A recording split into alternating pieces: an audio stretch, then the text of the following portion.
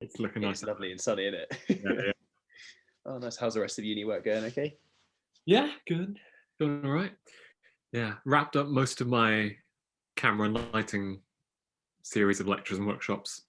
Oh, nice. Yeah. Unfortunately, I think that unit's probably been my least favorite unit, unfortunately. Oh, you're joking. That's why. No, That's it's such not. a pain. It's just really, I feel like the whole thing, everything, lectures and workshops could have been, yeah, we didn't need it basically. I didn't take anything, didn't really learn anything from it. It's just Oh, like really expendable. oh, that's a bit useless. Which is Oh, kind of mate. the main thing I was looking forward to. But yeah, Yeah. Oh, I'm sorry that was a letdown. Like, I yeah, mean, yeah, like I looked at it yesterday because like I've got access to it to kind of like view, yeah, and I was looking for like cinematography like ideas and stuff, and I was kind of like, wow, he's just spammed a load of like manuals of things, and none of them are really helpful. And then I went on YouTube and found this amazing video that was like 20 minutes and summed up everything I needed. yeah. But Yeah, it is what what it a is. letdown. Yeah, Yeah. I'm sorry, buddy. But yeah. Anyway, so for cinematography and stuff, Hmm. and like composition of the film. So what are your thoughts on the sort of ideas that I sent through to you about using static shots, vertical tilts, um, like hero shots? What else? High angles and low angles and that kind of stuff. Yeah. Where like what are your kind of thoughts?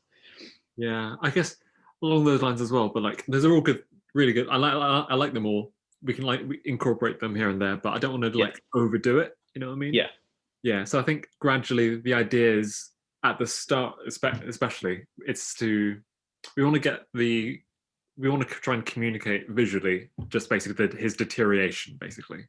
yeah, So like from the start, we start with a more sort of the color palettes are like very bright and morning sunshine in the kitchen, yeah, saturated, I guess. yeah, yeah, absolutely. Things everywhere, and then gradually, through cinematography and camera work, things like that, we try and communicate his sort of decline and mental breakdown, basically. Yeah, Gradual. Yeah. pretty much. Yeah. I mean, one thing that I thought I'd like to sort of start in when we first see Jack, and this was looking at like what Hitchcock does in some of his, or quite a lot of his films, is he uses like a high angle when he first introduces a character, but like kind of like an extreme high angle. Because that has like connotations of like their immortal danger, and he uses that throughout all of his films, that if you see that at the beginning of this film, that character's basically going to be a bit fucked towards the end of the film. And I was kind of thinking I'd like to throw that in near the beginning. Like if you ever look on that storyboard that I just kind of sent a picture through of, I think it's on like frame 3 or whatever. Like it doesn't has to necessarily be like there, but if that makes sense, try and incorporate some of that sort of cinematograph, like Kind of like language. words, kind of like a wide environmental shot, kind of like showing Yeah, the room, but like looking down from like a yeah. corner of the room. Mm-hmm. Yeah, sure. Okay, yeah. Which would be quite cool. And like I looked at the tripod I've got for that, because obviously it'll be quite a lot of still shots and that kind of stuff. Yeah, If I prop it up on some books on the bed, then we can get it to quite a nice angle, which would be quite good. that kind of height. You need like a tripod on a table, on a chair. Yeah, yeah. Yeah, yeah. But Well, yeah, man. make it work. Yeah. Oh, cool, nice. And then I loved your idea of using the shaky stuff towards the end. Like, talk me through what you're kind of thinking. Yeah, so like trying to use how can we sort of convey the gradual, I don't know what was the right word, but the gradual decline using camera movement. So we start off for like the first act at least of the film, mainly using static shots of the camera mounted on a tripod. So it's still Mm-hmm. we're observing. So it kind of shows how everything's like calm and peaceful, very steady. Everything's seemingly very stable. Yeah, We can use like one or two, maybe like track ins, track outs if we need to, pans if we yeah, have to, but all on a tripod, nice and steady and smooth. And then gradually, as it's sort of hinted towards, we kind of hint towards, something's going on, something's not quite right, we slowly start to, shoot more handheld. So there's a little bit more camera movement. Maybe we're following him around a bit. So yeah. a bit more sort of freestyling. And then towards the end, especially in the, I guess the climax in the final act, in the bathroom scene at the end, Mm-hmm. we'll have, trying to make it very, very shaky and very noticeable, that, especially from his perspective, to try and capture the anxiety on his face and just Yeah, that whole dialogue with him and his girlfriend or you in drag in the mirror. Yeah. Yeah. Okay, cool. I really like the idea. I'm trying to think of like how can we? It's just such a great idea. The dialogue between his own imagination in the mirror. It's gonna be. Oh, thanks, man. Yeah, it'll be interesting. I mean, the one challenge of doing the shaky stuff is going to be, I suppose, to be fair, I can sort of buy like a handheld kind of like rig to put the camera in, I guess. Because the way, I mean, obviously with the COVID restrictions as it is at the moment, like we're not allowed to do any of it that in-person collaboration, which is such pain. Yeah. But I mean, have you got, I suppose I should just have a look for some handheld rigs and stuff, but have you got any ideas of how we could go about doing like the self-shot shaky stuff? I guess even holding the camera, but like deliberately making it shaky. well, yeah, I mean, as best we can for that effect. Yeah. I mean, I guess the first thing that kind of came to mind is basically something which you should never do, so they say. It's basically just try to hold the camera out with the arms like that, straight. Yeah. Elbows straight, away from the body. That way, it's just maximizes all sort of jitters from your arm. It just maximizes movement, so it makes it feel very sort of personal and organic, and like you're just sort of bobbing around. Yeah. Yeah. Okay, cool. Yeah, that's a good shout. Because normally when you do handheld stuff, the standard norm is like trying to keep your arms as close to the body as you can, minimize shake, things like that. Yeah. But for this, we want to accentuate it really. Rules and add camera shake. Yeah. Yeah. Okay, sweet. That sounds good. Nice. Yeah, I like it because I think it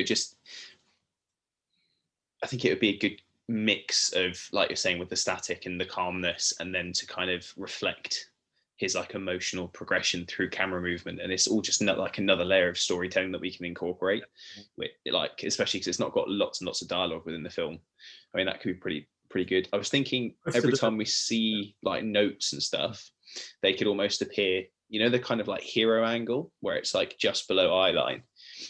Yeah. And it kind of has that like that small show of like power and dominance. I was thinking every time that we see those notes and throughout the film, that can get progressively more like, I mean, it can stay at the hero angle for quite a lot of it, but it can get progressively more and more obvious, like the sort of low shot to show the power difference. Yeah. I mean, do you reckon that would be a good idea? Or Yeah.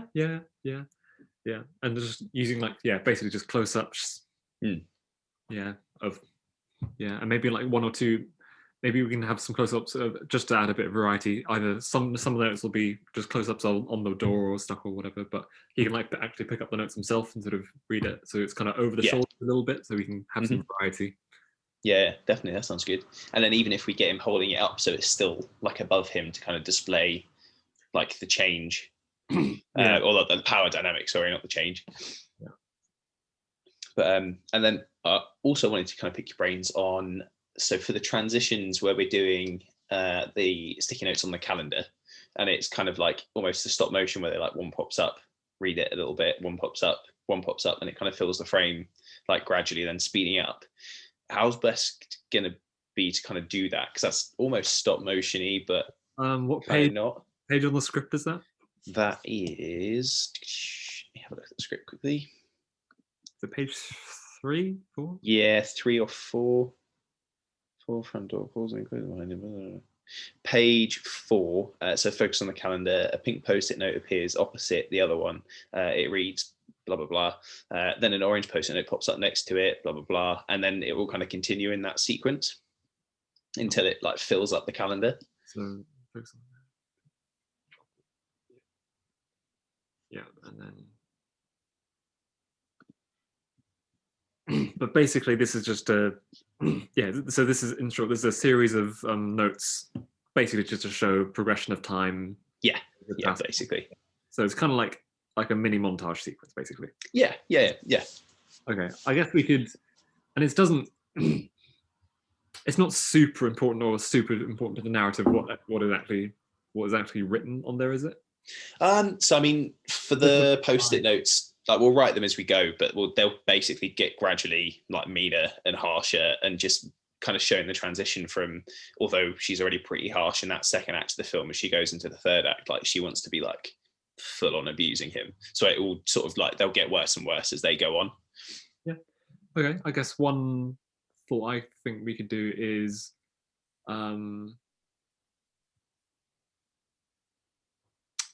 just gradually have basically we can have the camera sort of slowly dollying in or pulling into the closer and closer to the calendar, but Yeah. you have like several layers where each video there's another one of the sticky notes, so we can just have them gradually fade in as Nice. the camera gets closer and closer. So it's more work on the editor, but I think that's good. Yeah, it can be done in like a 10-second shot probably, maybe. Yeah, that sounds about right. Oh, nice. Yeah, because I didn't actually, the dolly's gonna be perfect for that, wouldn't it? Because and if you just layer it over and over, and they'll just appear and appear, that'd be class. Yeah, I think the best way to do it would be to do. This is going to get a bit geeky and a bit technical. That's all right. Let's just go for it. The best way to do it would be to shoot it at a high resolution, like 4K, and then digitally crop in rather than manually doing it with your camera. Okay. Just because you want the camera to be exactly the same for all 3 shots for the different sticky notes, and it's going to be very difficult to try and do that manually. So if you do it digitally, the camera. So in practice, in real life, when we're shooting, the camera will be exactly the same on a tripod, won't be moving at all. And then it'll be a very simple matter of just swapping out the sticky notes. That sounds like a good idea, especially with like the cameras that I've got here. They're kind of quite basic, so that'd be perfect. Yeah. But yeah, it's doable. But we'll have to just plan it out. Maybe do like a test shot just to make sure we can actually do it. Yeah. Okay. Yeah, that sounds good. I mean, we can get test shots and stuff. I mean, nice thing is next week's like reading week, so a bit more time. I can do some test bits and bobs and like film some things and send them over. Yeah. Cracking. Nice. That sounds good. But have you got any other sort of ideas just in terms of how we can shoot it, or any like sort of themes we can convey through different types of shots? Or what, out of curiosity, what floor is your flat on? Ground floor. Ground floor. Okay, so like I could stand outside theoretically. Is that? Yeah, to be fair, like a shot. In theory, I don't see why not. Looking in with you in the window, sort of behind the blind. That's theoretically possible. Okay. Good. I was hoping like you weren't on the second floor or something. Just on the end of a ladder. Do it with the shots. Yeah. So ground floor. Yeah, definitely. I mean, the nice thing is we've got those blinds across all of the windows as well. So, like the lighting, depending on like a day for lighting, we have a little bit of play with where we can be. Yeah, because it doesn't have to be. Doesn't necessarily. If it's from the window, you can use other than your face. Doesn't really matter. We can use any window as long as it resembles the roughly same shape dimensions. Yeah, definitely. That sounds good. And then I guess lighting as well. That's going to be the biggest challenge, I think. We're going to have to be mostly, because I don't have any lighting equipment with me. No, me either. I'm at uni, so it's mostly going to be natural light from the sun, from the window light, which is good, but it's hard to control. And basically whatever lamps we can get our hands on. Yeah, pretty much, and just try and place them without them being in shot. But I mean, it'll be interesting. And then I guess the nice thing is a colour fades out and the black and white comes in. Matt might have a little bit more control on the edit as to changing and tweaking bits. But I mean, that'll be interesting. And then also just a quick one about sound, because I know have you got microphones and stuff? Yeah, I have mics. Yeah. Okay, cool. Just in case, I mean, I don't know how the COVID restrictions allow us to like swap kit or use other people's kit or not. Like, what microphone have you got, and what would you recommend as like a cheap option to record stuff here but in decent quality? Yeah, I mean, cheapest method would be use your phone. Yeah, most economic way. I've got a couple of audio options. So I've got a shotgun mic. Oh yeah. And I've also got a lav mic, lapel mic that you can clip on dialogue. So that's really helpful. That's what we could use. Okay, cool. But all right, sweet. Just because I don't know how, because I know for how she had the brief before, it was like like virtual collaboration, and then like we had to kind of principally shoot and do all the film and stuff, but I don't know how the new COVID changes will affect it. Yeah, depending on like when we shoot it, what production date we go with. Yeah, exactly. I mean, so what her document said was don't shoot before the 8th of March, because we had all of these sort of like pre-lectures, and I think she wants to like see scripts and that kind of stuff. So it definitely won't be before then. I'm kind of thinking mid to late March, but depending on how these new restrictions will change the brief in terms of whether we're allowed to use people or not, then it might be a little bit later. Hey, when's it? It's kind of like right near the end of April, isn't it? When you're allowed to go and mix with other people. Yeah, which isn't ideal. Pain. It's the whole portfolio is due in like early May. Yes, for us it's the 19th for directing. When do you need it by for yours? The cinematography, something because 16th maybe. 16th. Okay. What is it? 19th of May. 19th. Yeah. Okay, cool, nice. I mean, I'd kind of hoped they'd like square it all up, if that made sense. So that's quite good. Okay, nice. I mean, obviously we want to have it done like way before then, and like any tweaking and editing can just sort of happen. Okay, cool. All right, I'll have a think about how we can do like kit share and stuff. But sounds good.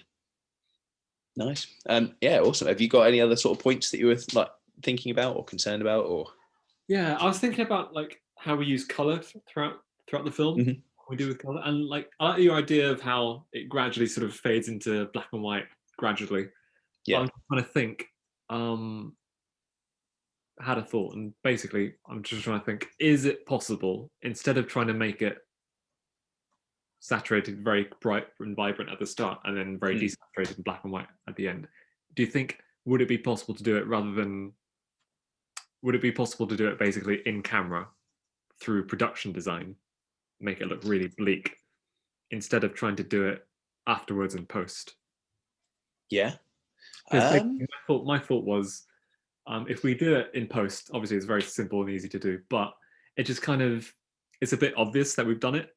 Like if you watch it back and thinking, oh, you can just see, oh, they've obviously done that in post. Whereas if you try and do it in camera via production design, set design, it's more subliminal, the change. You don't really pick up or notice it so much. I think it could add a lot if it's just more subtle that way. Okay, that's a good idea. I mean, how do you do that? It's removing coloured things from set and that kind of stuff, isn't it? But the final scene itself, because it's in a bathroom, pretty mostly desaturated bathrooms anyway. So so it would just be a matter of like being a bit more conscious about structuring everything. It would take more effort, obviously, but that's fine. It's it's important to try and like succeed in this in the best way. Just another thought. No, that's a good thought. I like it. Because I guess, I mean, in the edit, Matt could then really make, because let me share my screen for a second, because I've been doing a bit of screen share, and then it is. So we've been looking a bit at, or like having to look at the metaphors and the themes and how to communicate it. And I was kind of thinking towards the end of the film, it can look a bit like this. So kind of, again, like black and white and dull, but then like the reds and like the passionate colors. So like, for example, in the bathroom, if it's in sort of like black and white or dulled, if we get like the red lipstick that I will be wearing to like really pop, and kind of like really highlight those, like accentuate those kind of colors, and like any colors that are to do with like romance or violence or like passion and that kind of stuff. So like out here in the living room, like this red sofa, although it's just a sofa because it's red, will stay red throughout the whole thing, I was kind of thinking. And then the pictures that will be above the calendar, so I think they can stay in color the entire time, and like the screen, although everything else could be like dulled out, the screen can still like kind of pop. So I guess Matt could do that in the edit, where you could like make those bits more like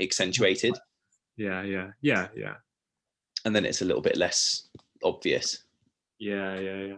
I mean, we can do that as well, of course, and we can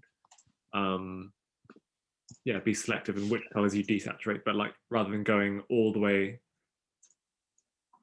like pure black and white and then just like one specific color, rather than just sort of it's just being more selective in how we design the set, what props we use, things like that.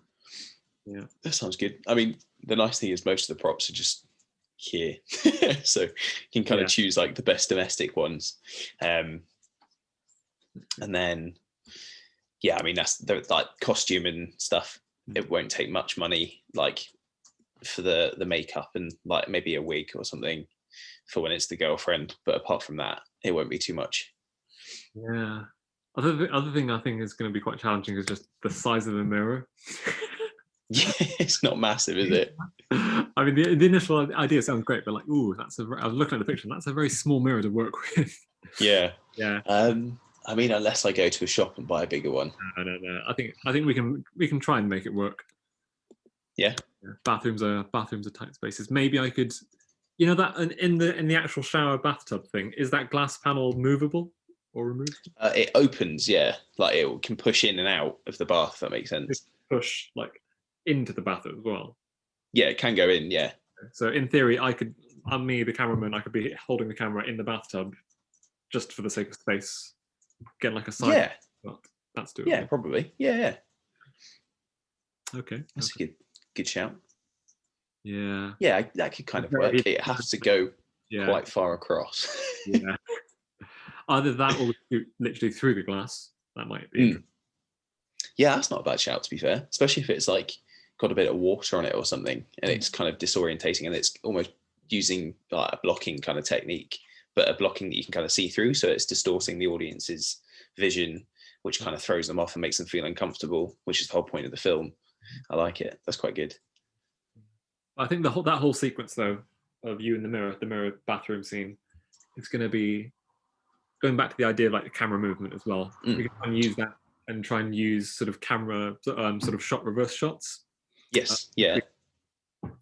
Focusing on you and your body, and then focusing on the mirror, and basically the shots of you where it's more focused on you, that can be more sort of handheld, shaky, whereas the reverse shots looking back into the mirror can be more static and still, just to sort of show that sort of balance of power as well. Yeah, definitely. And I guess if he's seeing himself and like him/herself in the more shaky way, and then if we come out and see the ones with the mirror as like calm, it's also kind of showing like inside and mentally he's completely shaky and like out of it, but then coming out into the real world, like everything's pretty calm surrounding him at this moment in time, and it just kind of goes to emulate like the visual the mental disruption that he's going through at the time. Yeah. Nice. Yeah. Also thought, just in terms of like a cool editing thing we could try and do, is try and get you as you, and then you in drag in the mirror in the same shot. That would be pretty cool. I think Matt was saying he might be able to do that. Yeah. We'll have to like frame it in such a way so that you can like easily mask it over, and then just like sort of paint out using editing software and just paint out the mirror. Yeah. It's just that bit. That's like, so you get 2 layers of video. But yeah, it's doable. Okay, sweet. That'll be good. We'll have to have a chat with Matt and sort of walk through how we can do that. Yeah. I think that's basically like layering multiple videos on top of each other, but only showing certain portions of it. That's going to be the same technique as the calendar shot, basically. Okay, perfect. Yeah. Same theory, I guess. Yeah. So awesome. It'd be good for like, if we can all just try and practice that, because that's going to be, if we're going to use that technique a couple of times for a couple of shots. Yeah. It'll be good for us all to try and practice and try and nail it. Awesome. That sounds like a good plan. All right, nice. Cracking, man. That's great. I mean, that's pretty much everything that I had to sort of cover today. If you like any other thoughts or feelings or. Yeah, I mean, yeah.